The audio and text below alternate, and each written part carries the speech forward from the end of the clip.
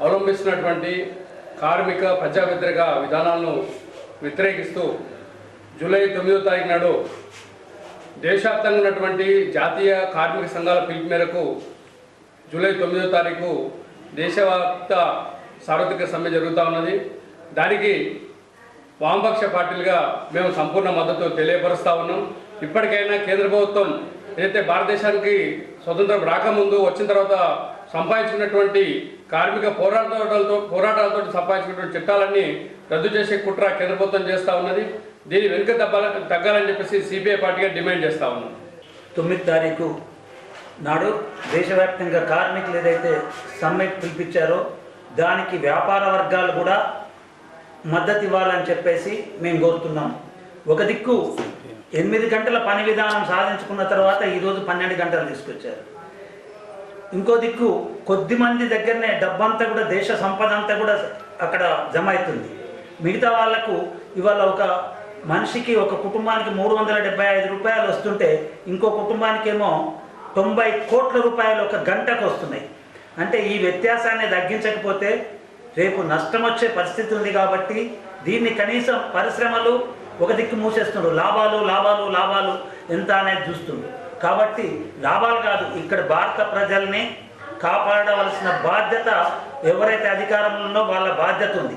ఇవాళ మేము బీజేపీ సెక్షన్ను కూడా ఆలోచించమంటున్నాం. వాళ్ళకున్న యువకులు కానీ వీళ్ళందరూ కూడా మరి ఇట్లా మనం ఒక మనుషులుగా కాకుండా ఒక యంత్రాలలాగా పనిచేసే అనేదాన్ని మీరు హిందూ మతం ఏమైనా దానికి అడ్జేస్తుందా? కాబట్టి హిందూ మతం కూడా అందరూ బాగుండాలని కోరుకునే దానిలో దాన్ని సపోర్ట్ చేసే యువకులందరూ కూడా రేపటి సార్వత్రిక సమ్మెకు మద్దతు ఇవ్వాలని చెప్పేసి సిపిఎంఎల్ నో డెమోక్రసీగా కోరుతున్నాం. నరేంద్ర మోడీ ప్రభుత్వం ఈరోజు ఈ దేశంలో ఉన్నటువంటి కార్పొరేట్ కంపెనీలకు లాభాలు చేకూర్చే విధానాలతో ముందుకు పోతా ఉన్నది. ప్రజాధనాన్నంతా ఈరోజు ప్రైవేటీకరిస్తూ కార్పొరేట్ కంపెనీలకు కట్టబెడతా ఉన్నది. రెండో వైపు కార్మిక వర్గానికి కనీస వేతనాలు అమలు జరపాలంటే ఈరోజు నరేంద్ర మోడీ ప్రభుత్వానికి మనసొప్పట్లేదు. ఉన్నటువంటి చట్టాలన్నింటినీ తగ్గించి కార్మికులను కట్టు బానిసలుగా మార్చాలని చూస్తూ ఉన్నది. రైతులు పండించిన పంటకు మద్దతు ధర ఇవ్వట్లేదు, కానీ నిత్యావసర సరుకుల ధరలు ఆకాశాన్ని అంటుతా ఉన్నాయి. ఈ విధానాలకు వ్యతిరేకంగా జూలై 9న దేశవ్యాప్తంగా కార్మిక కర్షకాలు అందరూ కలిసి ఈ దేశవ్యాప్త సార్వత్రిక సమ్మెకు పిలుపునివ్వటం జరిగింది. ఈ జిల్లాలో ఉన్నటువంటి కార్మిక వర్గంతో పాటు రైతాంగం, వ్యవసాయ కార్మికులు, అట్లాగే మిగతా ప్రజానికమంతా ఈ కార్మిక పోరాటానికి సంఘీభావంగా ఉండాలని సిపిఎం పార్టీ జిల్లా కమిటీగా విజ్ఞప్తి చేస్తా ఉన్నాం. కేంద్ర కార్మిక సంఘాలన్నీ కేంద్ర ప్రభుత్వం అనుసరిస్తున్నటువంటి కార్మిక, రైతాంగ, ప్రజా వ్యతిరేక విధానాలకు వ్యతిరేకంగా ఈ నెల 9వ తేదీన దేశవ్యాప్త సార్వత్రిక సమ్మెకు పిలుపునిచ్చాయి.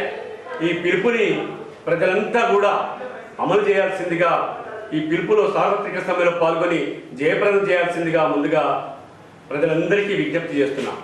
ముఖ్యంగా ఈ బంద్ అనేటటువంటిది కార్మిక వర్గానికి వ్యతిరేకంగా, రైతాంగానికి వ్యతిరేకంగా ఏ విధానాలనైతే కేంద్ర ప్రభుత్వం తీసుకొచ్చిందో, ముఖ్యంగా కార్మిక వర్గం పోరాడి సాధించుకున్నటువంటి చట్టాలన్నీ కూడా 4 కోడ్లుగా తీసుకొచ్చి దేశ విదేశీ బహుళజాతి కంపెనీలకు, కార్పొరేట్ సంస్థలకు అనుకూలంగా తమ విధానాలను అమలు జరపడానికి మాత్రమే చట్టాలను సవరించి ఇవాళ కార్మికుల ముందు పెట్టింది.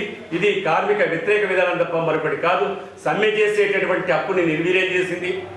వేతనాల చెల్లింపు చట్టాన్ని అమలు చేయకుండా చేసేటటువంటి విధంగా 4 కోడ్లుగా తీసుకొచ్చింది. కార్మిక సంఘం పెట్టుకునేటటువంటి హక్కుని కూడా, సమ్మె చేసేటటువంటి హక్కుని కూడా పూర్తిగా నిర్వీర్యం చేసింది. అదేవిధంగా రైతాంగం కనీస మద్దతు ధర, పంటలకు కనీస మద్దతు ధర ఇవ్వాలని చెప్పి పోరాడితే పార్లమెంట్ సాక్షిగా చెప్పినటువంటి నరేంద్ర మోడీ వాటి చట్టం చేసి రైతాంగాన్ని ఆదుకుంటామని చెప్పి ఇప్పటి వరకు దాన్ని ఊసెత్తకపోవడం, అట్లా కార్మిక, రైతాంగ, ప్రజా వ్యతిరేక విధానాలకు వ్యతిరేకంగా ఈ సార్వత్రిక సమ్మె జరుగుతుంది. దీన్ని జయప్రదం చేయాల్సిందిగా సిపిఐఎంఎల్ మాస్ లైన్ జిల్లా కమిటీగా ప్రజలందరినీ కోరుతున్నాం.